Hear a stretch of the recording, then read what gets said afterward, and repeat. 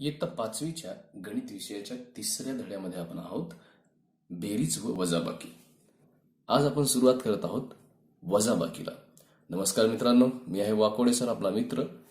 आपण सुरू करूया वजाबाकी. वजाबाकी तशी तर आपण पहिल्या वर्गापासूनच आपण जाणतो. गेल्या वर्षी आपण वजाबाकीचे अनेक उदाहरणं पाहिली, त्यामध्ये आपण हातच्याची वजाबाकी सुद्धा शिकलो. तरी सुद्धा आपण उजळणी म्हणून याची आपण घेऊया.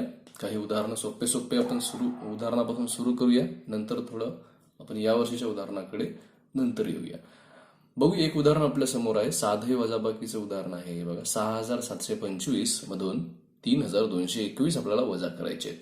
मग ही वजाबाकी करत असताना आपण काय करत असतो की संख्या मांडतो. ज्या संख्येतून वजा करायची आहे संख्या, वरची संख्या आपण या ठिकाणी असं लिहितो 6725 वजा दुसरी संख्या, त्याखाली आपण त्या स्थानाखाली ते स्थान लिहितो. बरोबर, हे 4 अंकी संख्या असल्यामुळे आपल्याला काही जास्त विचार करायची गरज नाही.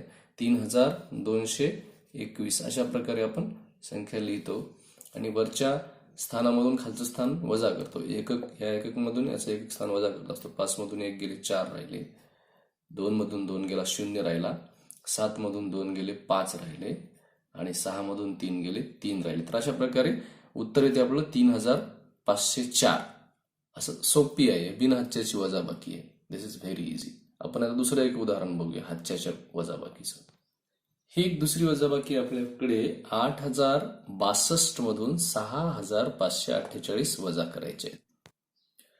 आपण बेसिक पासून जाणार आहोत त्याला. म्हणजे असं कोणी नवीन जरी शिकत असतील वजाबाकी, ज्यांना काही माहिती नाही अगोदर, त्यांना सुद्धा हे कळालं पाहिजे. आपला हे उद्देश आहे.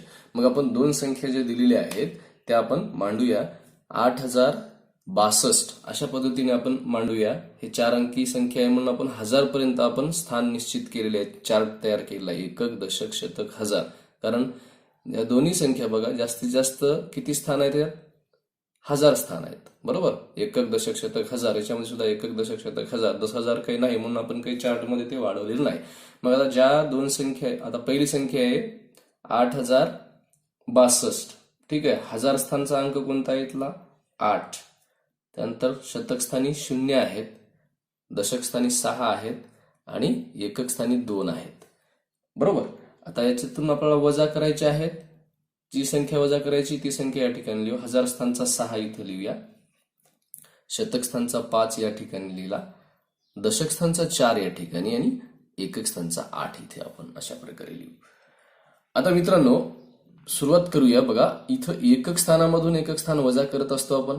आता इथं आपल्याला दिसते 2 आहेत, लहान आहेत या 8 पेक्षा, म्हणून आपण 2 मधून 8, 2 एककामधून 8 एकक जाऊ शकत नाहीत. म्हणून आपण काय करत असतो, आठवा जरा, बाजूच्या या 6 दशकांमधून 1 दशक इकडे पाठवत असतो आपण.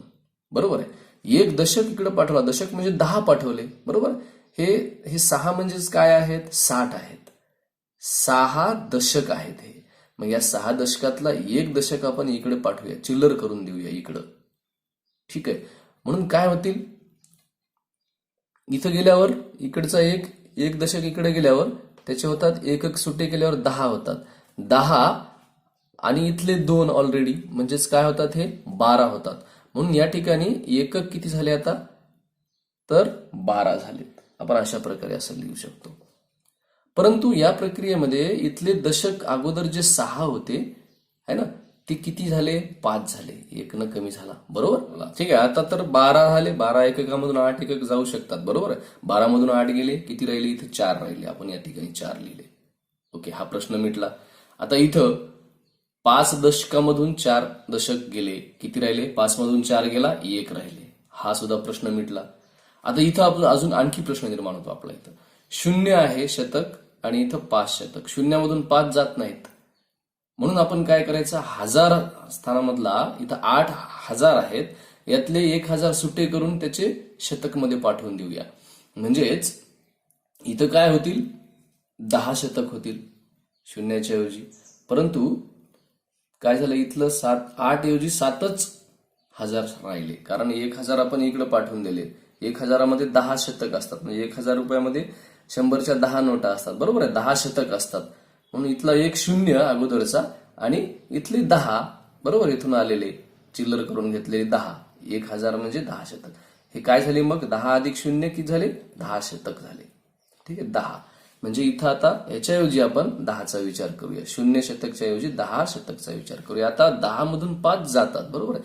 10 मधून 5 गेले या ठिकाणी जातात 5. ओके असं असं या ठिकाणी तयार झाले. आता आपल्याला 7000 मधून 6000 वजा केले राहतात 1000.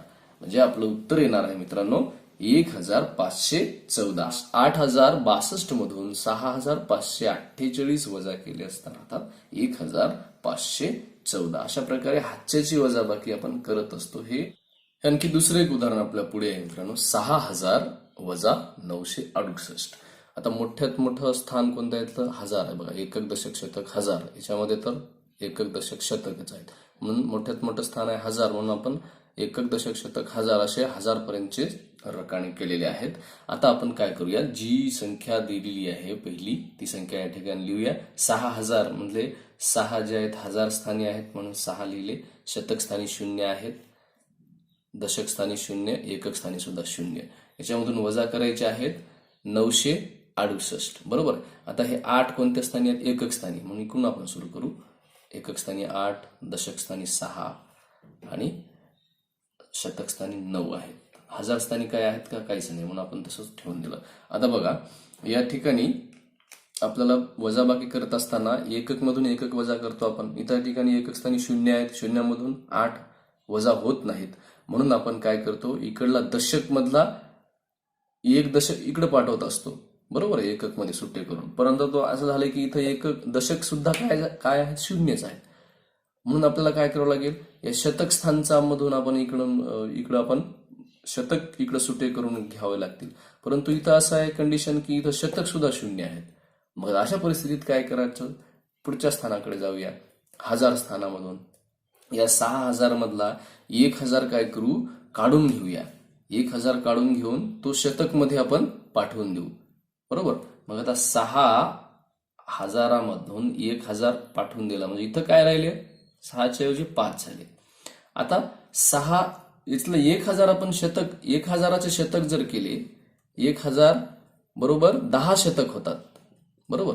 1000मध्ये 10 शतक असतात म्हणून 1000 या 6 पैकी 1000 आपण शतक त्याचे 100च्या नोटा केल्या. 1000च्या 100 नोटा 100च्या नोटा केल्या. 100च्या नोटा किती होतात 10 होतात. मग शून्याच्या ऐवजी इथं काय होतील किती शतक राहतील 10. कुठून आले हे 10 शतक बाजूच्या स्थानावरून आपण 1000 सुट्टा करून घेतला चिल्लर करून घेतला आणि इथं 10 मांडलं शून्याच्या ऐवजी बरोबर. आता समोर जाऊया आपण. आता इथं आपल्याला काय पाहिजे होते इथं 0 होता ना त्याच्यामुळे इकडून एक दशकाची गरज होती आपल्याला. ठीक आहे. मग आता हे 10 शतक आहेत बरोबर. या 10 शतक म्हणजे 100च्या 10 नोटा आहेत बरोबर. यातली एक नोट काय करू आपण त्याच्या 10-10च्या चिल्लर करून घेऊ बरोबर. म्हणून यातली एक नोट काढून घेतली आपण म्हणजे 10 शतकाच्या ऐवजी आता इथं काय राहतील 9 शतक. मग एक नोट काय केली एका नोटची आपण 10-10च्या नोटा केल्या आणि एक नोट इकडे देऊन टाकली म्हणजे इथं शून्याच्या ऐवजी काय होतील 10 होतील. ठीक आहे. हे 10 कुठून आले इथले इकडून घेतलेले 10. ठीक आहे. आता हा प्रश्न सुटला. आता काय झालं इथं आपल्याला काय पाहिजे इथं आपल्याला शून्यामधून जात नाहीत म्हणून इकडून आपण काय करतो 10 इकडं घेत असतो. 10 दशक इकडे घेतो म्हणून त्यामुळं काय होईल या ठिकाणी या प्रक्रियेमध्ये याच्यातला एक दशक काढला आपण. एक दशक काढला म्हणजे इथं किती राहिले आता 10 दशक नाही 90 दशक राहिले बरोबर. आणि एक दशक कुठे दिला इकडे दिला. इकडे दिल्यामुळं इथं एक दशक आहे बरोबर. हे इकडला इकडे आणला 10 पैकी एक इकडे आणला म्हणजे इथं शून्याच्या ऐवजी काय झाले तर 10 झाले. ओके. ही गोष्ट समजून घ्या. आपल्याला वरचा अंक लहान असतो खालचा अंक मोठा असतो त्यावेळी असे प्रॉब्लेम येतात. तेव्हा आपण काय करतो इकडल्या स्थानावरून हातचा किंवा उसना घेत असतो किंवा त्याला आपण इकडला आपण मोठं करून घेतो. ठीक आहे. ओके. आता 10 मधून 8 जातात बरोबर. 10 मधून 8 गेले 2 राहिले. आता याचा विचार करायचा आपण शेवटचे किती दशक राहिले ते 9 दशकामधून 6 दशक गेले 3 दशक राहिले या ठिकाणी लिहिले आपण. आता इथलं 9 शतकामधून 9 शतक गेले 9 मधून 9 गेले 0 राहिला आणि आता इथं 5,000मधून काहीच नाही, म्हणजेच काहीच गेलं नाही, म्हणजे 5,000. ठीक आहे, आता याचं उत्तर आलंय 5,032. म्हणून आपल्याला असं सांगता येते की 6,000 मधून 968 वजा केले असता 5,032 असं येतात. हे काळजीपूर्वक बघा, याचा पुन्हा पुन्हा सराव करा मित्रांनो.